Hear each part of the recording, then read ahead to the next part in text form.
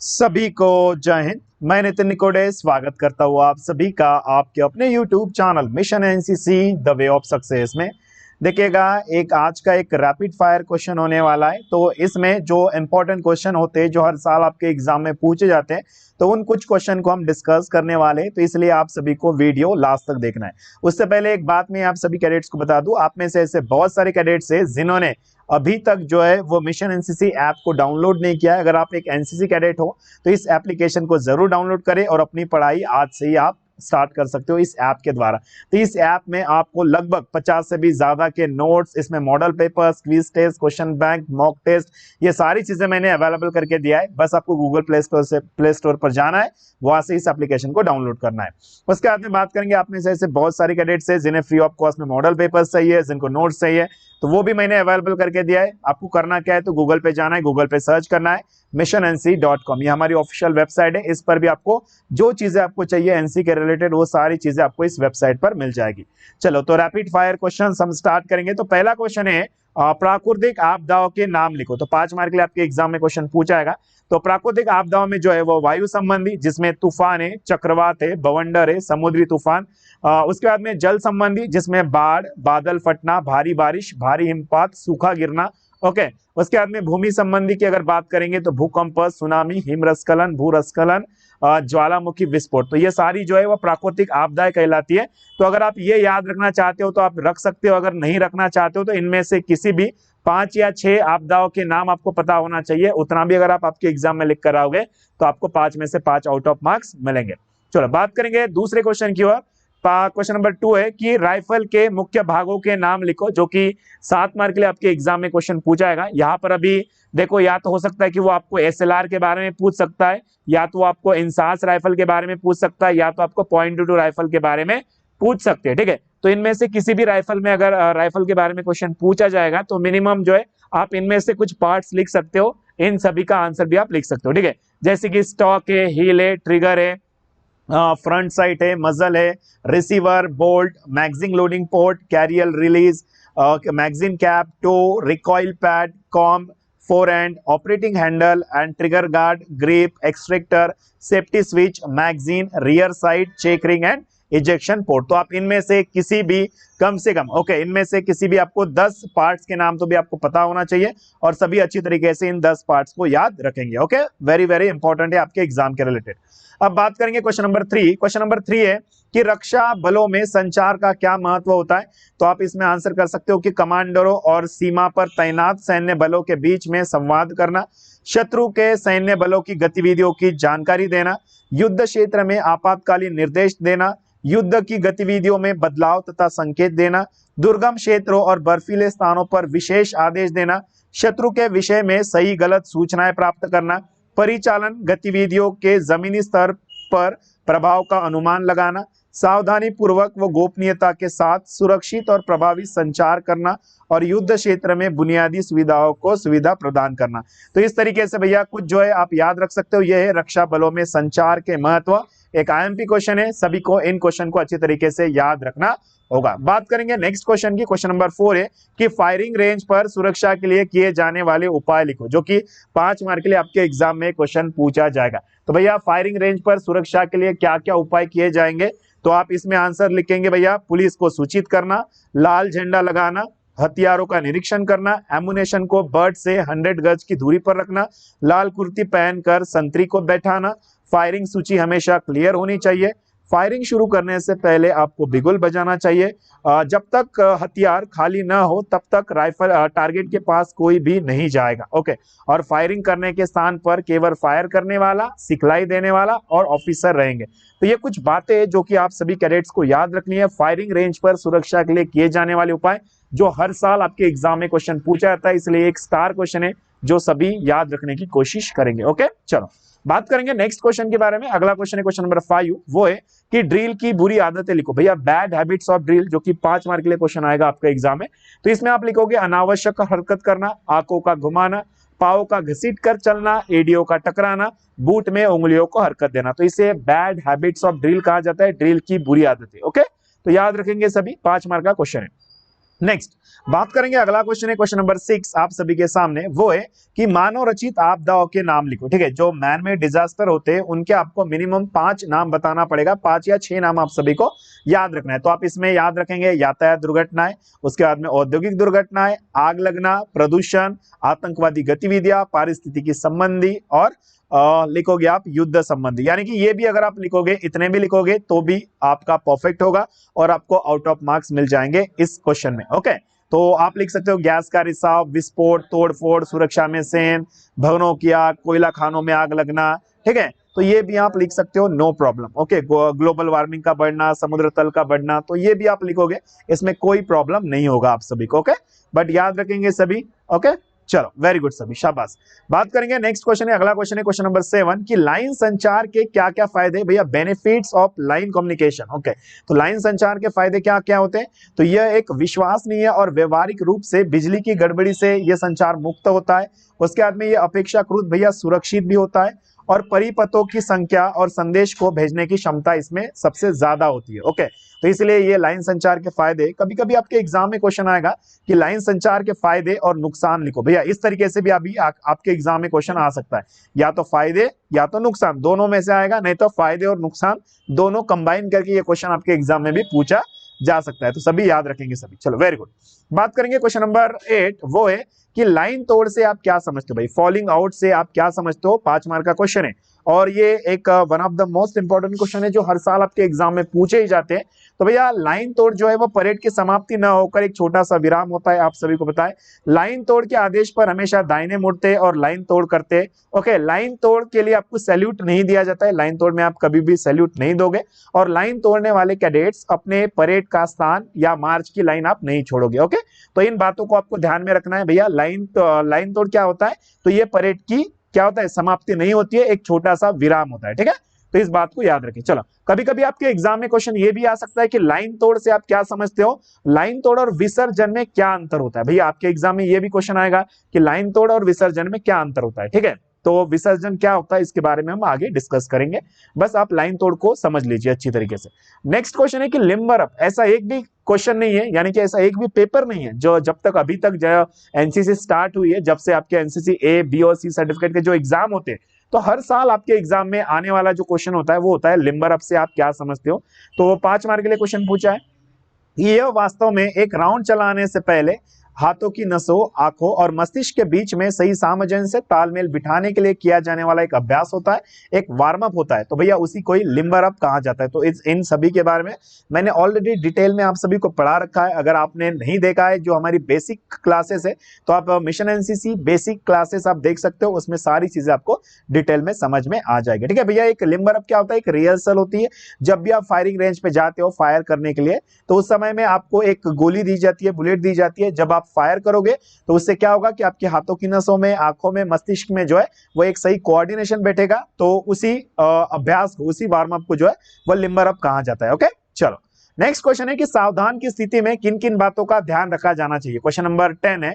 Okay, जो कि question तो बहुत बेसिक सा है, बट इसका आंसर ना आप सभी को नहीं पता होता है।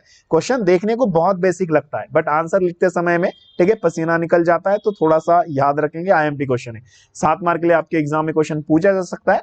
तो सावधान स्थिति में क्या क्या बातें हमेशा आप ध्यान रखोगे, तो भैया शरीर जो है वो आपका एकदम सीधा होना चाहिए, स्थिर होना चाहिए और अकड़ा हुआ नहीं होना चाहिए। और आपका जो सिर है वो हमेशा ऊपर उठा होना चाहिए। आपकी जो आंखें है वो एकदम सामने देखते हुए स्थिर होनी चाहिए। आपकी जो गर्दन है वो थोड़ी सीधी होनी चाहिए और कॉलर से भरते हुए होनी चाहिए। आपके जो शोल्डर्स होंगे, आपके जो कंधे होंगे वो वर्गाकार होने चाहिए और नीचे की ओर उन्हें खींचे रखना है आप सभी को। ओके, उसके बाद में आपका जो सीना होगा वो हमेशा उठा हुआ होगा और दोनों हाथ शरीर के पैंट की सिलाई के साथ पीछे सटे हुए होंगे और कोनी सीधी उंगलियां और आधी मुट्ठी जो है वो बंधी हुई होनी चाहिए और अंगूठा जो है वो सामने की ओर होना चाहिए। घुटने सीधे हो और शरीर का वजन दोनों पांव पर हमेशा समान होना चाहिए और दोनों एड़ी मिली हुई और परस्पर 30 डिग्री का एंगल, भैया दोनों भी पंजों के बीच में एक 30 डिग्री का एंगल बनना चाहिए। तो ये बातें आपको ध्यान में रखना है। ओके, क्वेश्चन क्या है कि सावधान की स्थिति में किन बातों का ध्यान रखा जाता है। तो इन बातों को आप याद रखें। क्वेश्चन इजी है बट आंसर लिखते समय में आपको पता चल जाएगा और याद रखने की कोशिश करेंगे। नेक्स्ट क्वेश्चन, अगला क्वेश्चन है क्वेश्चन नंबर 11। वो है कि आरटी प्रोसीजर के तत्व क्या है। ठीक है, आईएमपी क्वेश्चन है, आरटी प्रोसीजर। ठीक है, रेडियो टेलीफोनी के आपको प्रिंसिपल्स बताना है, तत्व बताना है। तो भैया इसे बास के नाम से जाना जाता है, बास, BASS, याद रखेंगे, बास के नाम से इसे जाना जाता है। बी का मतलब होता है ब्रेविटी, ए का मतलब होता है एक्यूरेसी, एस का मतलब होता है सिक्योरिटी एंड एस का फिर एस का मतलब होता है speed. Okay, brevity, accuracy, security and speed, संक्षिप्तता, सटीकता, सुरक्षा और गति। ओके, इसे बास के नाम से जाना जाता है। आरटी प्रोसीजर के सिद्धांत लिखो, आरटी प्रोसीजर के तत्व लिखो। ठीक है, आपके एग्जाम में क्वेश्चन आ सकता है, तो इसे याद रखने की कोशिश सभी करेंगे। ओके, चलो, गुड, वेरी गुड सभी। क्वेश्चन नंबर 12 आप सभी से पूछा है कि शस्त्र प्रशिक्षण से कैडेट्स में किन किन गुणों का विकास होता है। या तो ये क्वेश्चन पूछा जा सकता है, या तो क्वेश्चन आएगा भैया आपके एग्जाम में कि वेपन ट्रेनिंग कैडेट्स को क्यों दी जाती है। ठीक है, इस तरीके से क्वेश्चन आ सकता है। ठीक है, वेपन ट्रेनिंग कैडेट्स को क्यों दी जाती है, या शस्त्र प्रशिक्षण से कैडेट्स में किन गुणों का विकास हो सकता है, या शस्त्र प्रशिक्षण में कैडेट्स को क्या क्या लाभ हो सकता है, ऐसे क्वेश्चन आपके एग्जाम में आएगा। तो 5 मार्क के लिए क्वेश्चन आपके एग्जाम में पूछा जा सकता है। तो इसमें आप आंसर लिखोगे, कैडेटों में सुस्पष्टता, सटीकता का विकास होता है, शारीरिक अंगों में समन्वय बनता है, कैडेट्स में धैर्य और आत्मविश्वास का विकास होता है, कैडेट जो है वह आत्मरक्षा करना सीखते हैं और समाज एवं देश की रक्षा के लिए स्वयं को योग्य बनाना। तो ये होगा भैया शस्त्र प्रशिक्षण से आप सभी कैडेट्स के अंदर ये क्वालिटीज डेवलप होती है, ये सारे गुण आपके अंदर विकसित होते हैं। ठीक है, ये आपको फायदे होते हैं। क्या होते हैं भैया, ये सारे फायदे जो है, ये बेनिफिट्स आपको मिलते हैं वेपन ट्रेनिंग के द्वारा, शस्त्र प्रशिक्षण के द्वारा। अगला क्वेश्चन है कि सैल्यूट कितने प्रकार के होते हैं। क्वेश्चन नंबर 13 है, पूछा जाएगा आपके एग्जाम में, या हर साल पूछा जाता है वैसे तो। भैया सैल्यूट दो तरीके से आप देते हो, एक तो आप हाथ के द्वारा देते हो, दूसरा आप शस्त्र के द्वारा देते हो। तो भैया हाथ के द्वारा अगर आप दोगे तो उसमें सामने सैल्यूट, दाहिने सैल्यूट और बाएं सैल्यूट आएगा। अगर आप शस्त्र के द्वारा दोगे तो उसमें राष्ट्रीय सैल्यूट, जनरल सैल्यूट एंड सलामी शस्त्र आएगा। ठीक है, याद रखेंगे सैल्यूट दो तरीके से दिया जाता है, एक तो हाथ से, दूसरा है भैया शस्त्र के द्वारा, वेपन के द्वारा। चलो, अगला क्वेश्चन है कि साइड पिक्चर किसे कहा जाता है। ओके, नेक्स्ट क्वेश्चन है कि साइड पिक्चर किसे कहा जाएगा। 5 मार्क के लिए क्वेश्चन पूछा है कि फायर की आंख, बैक साइड अपर्चर और फोर साइड टिप को पॉइंट ऑफ एम तक जो फर्जी लाइन बनती है तो उसे ही साइड पिक्चर कहा जाता है। ओके, और कभी कभी एग्जाम में क्वेश्चन यही पूछा जाता है कि साइड पिक्चर और साइड अलाइनमेंट। ठीक है, साइड पिक्चर और साइड अलाइनमेंट। ओके ओके, यहां पर लिख देता हूं मैं अलाइनमेंट। ओके, एग्जाम में कभी कभी क्वेश्चन ये भी आएगा कि साइड पिक्चर और साइड अलाइनमेंट में आपको ना फर्क स्पष्ट करना पड़ेगा। ठीक है, आपको ना बताना पड़ेगा कि उन दोनों में क्या अंतर है। ठीक है, फर्क क्या होता है, अंतर क्या है साइड पिक्चर और साइड अलाइनमेंट में। तो वो भी आपके एग्जाम में क्वेश्चन आ सकता है, तो याद रखेंगे। तो साइड अलाइनमेंट होता क्या है हम आगे डिस्कस करेंगे। ओके, तो भैया नेक्स्ट क्वेश्चन है कि क्वेश्चन नंबर 15 वो है कि विसर्जन, डिसमिस से आप क्या समझते हो, विसर्जन क्या समझते हो। तो भैया विसर्जन जो है वह विसर्जन जो है वह विराम न होकर परेड की समाप्ति होती है। विसर्जन के आदेश पर आपको दाहिने मुड़ करना होता है, उसके बाद में सैल्यूट करना होता है, 2-3 कदम चल के जो है आपको लाइन को तोड़ कर देना होता है। ठीक है, यानी कि लाइन तोड़ करना होता है और परेड ग्राउंड को आपको तेजी से छोड़ देना होता है। तो भैया विसर्जन का मतलब क्या होता है, परेड की समाप्ति। और कभी कभी आपके एग्जाम में क्वेश्चन ये आएगा विसर्जन और जिसको आप बोलोगे भैया, ओके, एक तो होगा आपका विसर्जन और दूसरा होगा आपका लाइन तोड़। ओके, लाइन तोड़। ओके, विसर्जन और लाइन तोड़ से आप क्या समझोगे, इसमें ना आपको अंतर बताना पड़ेगा, लाइन तोड़ और विसर्जन में अंतर क्या है। ठीक है, तो ऐसा भी क्वेश्चन आपके एग्जाम में पूछा जा सकता है। ओके, याद रखेंगे सभी कैडेट्स। ओके, विसर्जन और लाइन तोड़ में क्या अंतर होता है। ठीक है, ओके, चलो नेक्स्ट क्वेश्चन। अगला क्वेश्चन है सभी के सामने, वो है कि मिलाप के कौन कौन से साधन है। क्वेश्चन नंबर 16 आप सभी से पूछा है, एलिमेंट्स ऑफ कम्युनिकेशन, मिलाप के कौन कौन से साधन है। तो इसमें आप लिखोगे प्रेषक, संदेश, संकेतीकरण, माध्यम, प्राप्तकर्ता, अवकुटन एंड प्रतिक्रिया। ओके, याद रखिए, प्रेषक, संदेश, संकेतीकरण, माध्यम, प्राप्तकर्ता, अवकुटन एंड प्रतिक्रिया। तो ये है भैया मिलाप के साधन। ठीक है, principles of elements of communication. Okay, चलो नेक्स्ट। अगला क्वेश्चन है सभी के सामने, क्वेश्चन नंबर 17 आप सभी से पूछा है कि एनसीसी कैडेट्स को लड़ाई के समय या सिविल प्रशासन की मदद कैसे करेंगे। भैया जो हमारे जो एनसीसी के जो कैडेट्स होंगे तो वो लड़ाई के समय में सिविल प्रशासन की कैसे मदद करेंगे। तो 5 मार्क के लिए आपके एग्जाम में क्वेश्चन पूछा गया है। तो जनता का मनोबल ऊंचा रखने में आप मदद करोगे। ओके, उसके बाद में अफवाहों को फैलने से रोकना, आंतरिक सुरक्षा फैलने से रोकना, हवाई हमलों की पूर्व सूचना तैयारी में मदद, नागरिक सुरक्षा के कार्यों में मदद, बिजली, नर्सिंग, सिग्नलिंग, ट्रैफिक कंट्रोल आदि जैसे कार्यों में मदद करना। ओके, तो भैया एनसीसी कैडेट इस तरीके से लड़ाई के समय, ओके, लड़ाई के समय सिविल प्रशासन की मदद करेंगे। ओके, क्वेश्चन क्या पूछा है, क्वेश्चन ध्यान से याद रखेंगे और इसका आंसर भी आपको अच्छी तरीके से याद रखना पड़ेगा। नेक्स्ट क्वेश्चन है, रैंक और फाइल में क्या अंतर होता है, दोनों में अंतर आपको बताना है। भैया रैंक किसे कहा जाता है, तो रैंक, इसमें कैडेट जो है वह एक सीधी लाइन में साइड बाय साइड खड़े होते हैं, ठीक है। इसमें क्या होता है भैया, कैडेट जो है वह एक सीधी लाइन में साइड बाय साइड खड़े होते हैं, इस तरीके से इसको बोला जाता है रैंक। और फाइल किसे बोला जाता है, तो इसमें जो है वो कैडेट सीधी लाइन में सामने से कवर करते हुए एक दूसरे के पीछे खड़े होते हैं। भैया इसमें क्या होता है, कैडेट ना एक दूसरे के इस तरीके से पीछे खड़े होते हैं, इसको बोला जाता है फाइल। ओके, रैंक और फाइल हर साल आपके एग्जाम में क्वेश्चन इसके ऊपर पूछे जाते हैं, तो जरूर याद रखेंगे। क्वेश्चन आईएमपी है, हो सकता है कि आपके आने वाले एग्जाम में भी क्वेश्चन ये पूछा जा सकता है। नेक्स्ट अगला क्वेश्चन है कि आवश्यक सेवाएं क्या है, इसेंशियल सर्विसेज क्या है। भैया आपको पता था अभी लॉकडाउन चल रहा था, ठीक है, 2 साल से, तो आपने एक ही वर्ड सुना होगा कि सारी चीजें बंद रहेगी, सिर्फ इसेंशियल सर्विसेज शुरू रहेगी। तो भैया वही आपसे क्वेश्चन पूछा गया है कि आवश्यक सेवाएं कौन कौन सी होती है। 5 मार्क के लिए क्वेश्चन आ सकता है, तो जिसमें आप लिखोगे डाक, तार व दूरभाष सेवाएं, रेल, सड़क, वायु व समुद्री परिवहन सेवाएं, उसके बाद में हवाई अड्डों, रेलवे स्टेशन और बंदरगाहों का संचालन, विद्युत, जल व स्वच्छता की व्यवस्था, चिकित्सा सेवाओं और दवाओं की आदि की आपूर्ति, आवश्यक वस्तुओं का उत्पादन तथा आपूर्ति, मुद्रा, टकसाल व सुरक्षा छापखाना का आप लिखेंगे भैया उसमें संचालन। ओके, तो इस तरीके से सभी को याद रखना पड़ेगा, क्वेश्चन आईएमपी है। ओके गुड, क्वेश्चन क्या है वो भी थोड़ा सा याद रखिए, आवश्यक सेवा इसेंशियल सर्विसेज कौन कौन सी है। नेक्स्ट बात करेंगे, अगला क्वेश्चन है कि राइफल की साफ सफाई के लिए किन किन वस्तुओं की आवश्यकता होती है, जो कि आपने कितने बार इस क्वेश्चन को डिस्कस कर रखा है हमने, और आपको तो ये तो आपने रट ही लिया होगा। तो राइफल की साफ सफाई के लिए पुल थ्रू है, तेल की बोतल, गैस रेगुलेटर चाबी, राइफल सफाई ब्रश, पेचकस, संयोजन उपकरण, सिलेंडर, चेंबर सफाई ब्रश, फ्लैनल और चिंदी, ठीक है। तो इन सभी चीजों की आवश्यकता होती है राइफल को सफाई करने के लिए।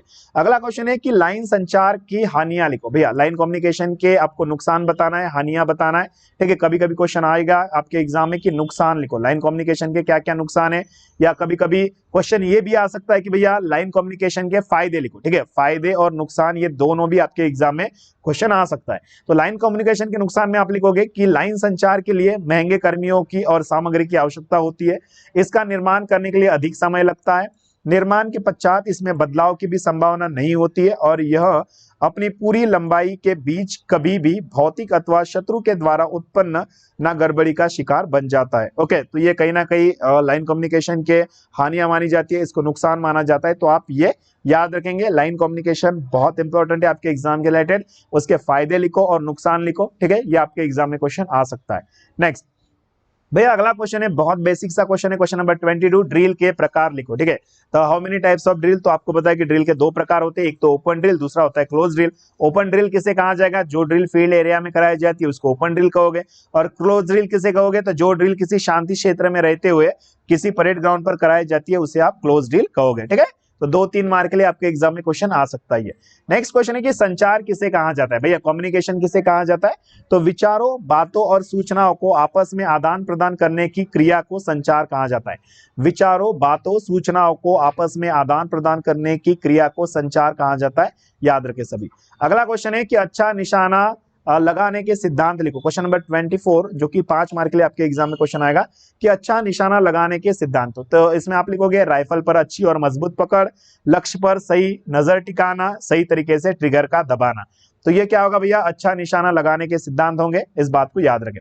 अगला क्वेश्चन है कि आपदा के समय एनसीसी कैडेट कैसी भूमिका निभाएंगे, एक स्टार क्वेश्चन माना जाता है, हर साल आपके एग्जाम में क्वेश्चन आएगा ये। ओके, 5 मार्क के लिए क्वेश्चन पूछा जा सकता है। तो क्या लिखोगे भाई इसमें, तो ऑपरेटर के रूप में दूरभाष केंद्रों का संचालन, अस्पतालों में अनुशासन में सुरक्षा व्यवस्था में सहयोग, नर्सों के रूप में व रोगियों को तथा अस्पतालों के कर्मचारियों के बीच की कड़ी के रूप में आप मदद कर सकते हो, प्राथमिक चिकित्सा केंद्र की स्थापना व संचालन करना, सिविल डिफेंस वार्डरों की हमेशा सहायता करना, और आस पड़ोस में लोगों को प्रेरित करने वाले अभियान चलाना, झूठी खबरों और अफवाहों के प्रति लोगों को आगाह करना, उनका मनोबल बढ़ाना, और नागरिक प्रशासन अधिकारियों की मदद करना। तो भैया आपदा के समय में आप सभी जो एनसीसी के कैडेट्स होंगे, इस तरीके से आप आपका योगदान दोगे, आप आपकी भूमिका निभाओगे, और सभी इस तरीके से सभी को भूमिका निभाना पड़ेगा। ओके चलो, क्वेश्चन याद रखेंगे, हर साल आपके एग्जाम में क्वेश्चन पूछा जा सकता है, तो हो सकता है कि भैया इस साल भी आपके एग्जाम में क्वेश्चन पूछा जाएगा। क्वेश्चन नंबर 26 आप सभी के सामने, ड्रिल से एनसीसी कैडेट में क्या लाभ होते हैं, 5 मार्क के लिए क्वेश्चन आएगा। ड्रिल से एनसीसी कैडेट को क्या बेनिफिट होते हैं और ड्रिल के उद्देश्य लिखो। ओके भैया ड्रिल का क्या एम होता है, ड्रिल का क्या उद्देश्य होता है और ड्रिल को क्या क्या बेनिफिट्स होते हैं एनसीसी कैडेट को। तो ड्रिल से भैया कैडेट्स में अनुशासन की भावना पैदा होती है, आप सभी के अंदर डिसिप्लिन की भावना जागृत होती है। कैडेट्स को ड्रेस पहनना तथा चलना फिरना सिखाना ये ड्रिल का मुख्य उद्देश्य माना जाता है। ओके, कैडेट्स को मिलजुल कर कार्य करने तथा हुक्म मानने की आदत डालना, कैडेट्स को कमांड कंट्रोल सिखाना, कैडेट्स में फुर्ती तथा आत्मबल का विकास करना, ड्रिल अनुशासन की बुनियादें, ड्रिल अनुशासन की नींव है। तो इस तरीके से जो बेनिफिट्स है आप सभी कैडेट्स को होते हैं, ये जो है वो ड्रिल के एम भी माने जाते हैं, उद्देश्य माने जा सकते हैं। तो हो सकता है कि आपके एग्जाम में भैया या तो ड्रिल एनसीसी कैडेट को ड्रिल से क्या फायदे होंगे ये क्वेश्चन आएगा, नहीं तो भैया ड्रिल के क्या उद्देश्य है ये क्वेश्चन आएगा। बट दोनों में से तो आपको एक क्वेश्चन तो मिलने वाला ही है और दोनों को भी आप अच्छी तरीके से याद रखें। दोनों का आंसर तो सेम ही होगा, बस क्वेश्चन पूछने का जो तरीका है वो थोड़ा सा अलग होगा। ओके, 5 मार्क का क्वेश्चन है, जरूर याद रखें सभी। अगला भैया कि रक्षा सेवा में संचार के क्या क्या प्रकार है। ठीक है, रक्षा सेवा में संचार के क्या क्या प्रकार है ऐसा भी क्वेश्चन पूछा जाएगा, या तो इसी को और बना के भैया भारतीय सेना में कौन कौन से संचार का इस्तेमाल किया जाता है ऐसा भी क्वेश्चन आ सकता है। ठीक है, रक्षा सेवा में संचार के प्रकार या भारतीय सेना में कौन कौन से संचार का इस्तेमाल किया जा सकता है ऐसा भी क्वेश्चन आएगा। तो आप इसमें लिखोगे टोपोस्केटर, मोडेम है, फैक्स है, टेलेक्स है, कंप्यूटर है, सेलफोन है, multimedia, satellites, internet, video phone and fire optic संचार। तो ये कुछ है। ओके, या तो ऐसा क्वेश्चन आएगा रक्षा सेवा में संचार के प्रकार लिखो, अगर या तो भारतीय सेना में कौन से संचार का यूज किया जाता है, अगर ऐसा भी आएगा तो दोनों में वही आंसर लिख देना, कोई दिक्कत नहीं होगा, दोनों भी आपका सेम ही होगा। ओके, अगला क्वेश्चन में बात करेंगे साइट अलाइनमेंट किसे कहा जाता है। तो भैया फायर की आंख अपर्चर मध्य में फोरसाइट टिप को एक सीधी लाइन में मिलाने की कार्यवाही को साइट अलाइनमेंट कहा जाता है। तो इसमें भैया ये मैंने आपको बोला था कि site alignment, okay, site alignment, okay, और भैया इसी को और मैं आपको साइट अलाइनमेंट और site picture, okay, site picture से आप क्या समझते हो आपके एग्जाम में क्वेश्चन आएगा। ठीक है भैया, इन दोनों में ना आपको अंतर बताना होगा और आप क्या समझोगे, साइड अलाइनमेंट क्या होता है, साइड पिक्चर क्या होता है, इन दोनों में आपको ना अंतर बताना होगा। या ऐसे भी क्वेश्चन आ सकता है, नहीं तो ये सेपरेट भी आपको क्वेश्चन आ सकते हैं कि साइड अलाइनमेंट किसे कहा जाता है, साइड पिक्चर किसे कहा जाता है, ऐसे दोनों भी सेपरेट क्वेश्चन आ सकता है। भैया अगला क्वेश्चन है क्वेश्चन नंबर 29, वो है कि घबराहट। भैया पैनिक से आप क्या समझते हो, घबराहट किसे कहा जाता है। तो यह एक भावनात्मक तरीका है जो बाहरी खतरे को अन्य खतरों के कारण जनता के मन में उत्पन्न होता है और लड़ाई के जमाने में नागरिक सुरक्षा के अधिकारियों का प्रथम कर्तव्य होना चाहिए कि वह जनता में घबराहट उत्पन्न न होने दे। भैया घबराहट क्या होती है, पैनिक क्या होता है। तो अगर एक एग्जाम्पल के तौर पे मैं बता दूं, भैया अभी यूक्रेन और रशिया के बीच में कुछ दिन पहले ना युद्ध चल रहा था और अभी भी चल ही रहा है। ठीक है, तो भैया यूक्रेन और रशिया के बारे में बहुत सारी न्यूज आती थी टीवी में, हमने सभी ने देखा, आप सभी ने देखा। और भैया हम ना क्या किए थे भैया कि हमें कहीं ना कहीं लगा कि उन दोनों देशों के बीच में लड़ाई चल रही है तो तीसरा वर्ल्ड वार हो सकता है। तो भैया हम सभी जितने भी भारत के लोग होंगे वो घबराने लगे, यानी कि पूरे विश्व के जो लोग हैं वो भी घबराने लगे। तो उसी को क्या कहा जाता है भैया, पैनिक कहा जाता है, घबराहट कहा जाता है। ठीक है, किसी अफवाह के कारण हमारे मन में क्या होना, डर पैदा होना, किसी अफवाह के कारण हमारे मन में डर पैदा होना भैया वही पैनिक कहलाता है, वही घबराहट कहलाता है। ओके, चलो उसके बाद में क्वेश्चन नंबर 30 है, आप सभी से पूछा है कि आग बुझाने के कौन कौन से उपकरण है, जो 5 मार्क के लिए आपके एग्जाम में क्वेश्चन आएगा। तो भैया आग बुझाने के कौन कौन से उपकरण है, सोडा अम्ल का उपकरण है, फोम टाइप उपकरण, stirrup pumps, fire beater hook, canister, बाल्टी, पानी, रेत, कुल्हाड़ी, बेलचा। तो ये सारे के सारे क्या है, तो ये आग बुझाने के उपकरण है जो आप याद रखेंगे। तो ये कुछ 30 इंपॉर्टेंट क्वेश्चन थे जो कि मुझे लगा कि ऐसे क्वेश्चन आपके एग्जाम में हर साल पूछे जाते, तो इन सभी क्वेश्चन को आप जरूर याद रखेंगे। ठीक है, तो ये तो भैया अपने पार्ट 1 अपन ने डिस्कस किया था आज। ठीक है, तो इसका पार्ट 2 मैं कल जल्द से जल्द आप सभी को प्रोवाइड कर दूंगा और आप सभी को कल 6:30 PM, ठीक है, कल यानी कि भैया 23 अप्रैल को, ठीक है, 23 अप्रैल 2022, ठीक है, 23 अप्रैल 2022 को आपको 6:30 बजे लाइव आना पड़ेगा रात को। तो यहाँ पर मैं ऑब्जेक्टिव टाइप वाली क्लास ले रहा हूँ, तो आप सभी उस क्लास में प्रेजेंट जरूर रहेंगे। ओके, चलो अभी जिनका भी एग्जाम अभी आने वाला है तो आप सभी को ऑल द बेस्ट। आप सभी को पूरा पेपर सॉल्व करना है, जितने भी आप सभी देख रहे हो। ठीक है, तो आपका जिनका भी एग्जाम है तो आप पेपर पूरा सॉल्व करेंगे। ओके, चलो तो बिल्कुल मिलेंगे भैया नेक्स्ट वाली क्लास में। और जिन्होंने अभी तक मिशन एनसी का ऐप डाउनलोड नहीं किया है तो ऐप जरूर डाउनलोड कर लीजिए। आपके एग्जाम में उसी ऐप में के जो क्वेश्चन होंगे, ओके, जो हर साल आपके एग्जाम में पूछे जा सकते हैं। और आज जो आपने पढ़ा है ना, वो सारा पीडीएफ जो है मैं अपनी वेबसाइट पर अपलोड कर दूंगा। तो भैया वेबसाइट का नाम तो आप सभी को पता है, गूगल पे सर्च करना है missionNC.com। तो इस वेबसाइट पर जो है वो आप सभी को ये सारे पीडीएफ आज जो भी मैंने पढ़ा है वो उसका पीडीएफ आपको मिल जाएगा। ठीक है, चलिए तो बिल्कुल मिलते हैं अपनी नेक्स्ट वाली क्लास में। तब तक के लिए टाटा बाय बाय साइनर अलविदा। आपका कीमती समय निकाल कर वीडियो देखने के लिए शुक्रिया। मिलता हूँ अगली वीडियो में। जय हिंद, वंदे मातरम।